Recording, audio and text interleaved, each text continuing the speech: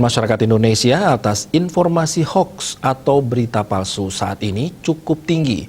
Angka warga yang terpapar informasi hoaks itu hampir 60% dari jumlah pengguna internet di Indonesia.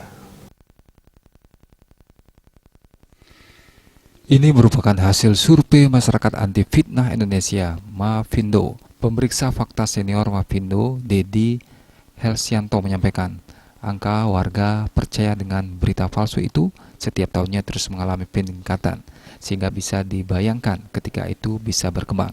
Di satu sisi, pengguna internet di Indonesia telah mencapai 70% dari jumlah penduduk 200 juta lebih yang tersebar di semua provinsi. Setiap tahun ada peningkatan angka kepercayaan hoax yang terjadi dengan meningkatnya jumlah penggunaan media sosial.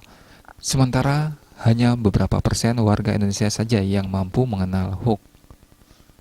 Salah satunya adalah peran media dan jurnalis dalam melawan informasi hoax. Kebanyakan hoax yang ditemukan terkait isu sosial politik, SARA, kesehatan, serta berita duka, kecelakaan, dan lowongan pekerjaan. Ia mengatakan media telah memberikan kontribusi banyak bagi kemajuan masyarakat dan daerah, sehingga peran media dan jurnalis melawan hoax sangat diharapkan karena telah melalui kode etik jurnalis sesuai aturan.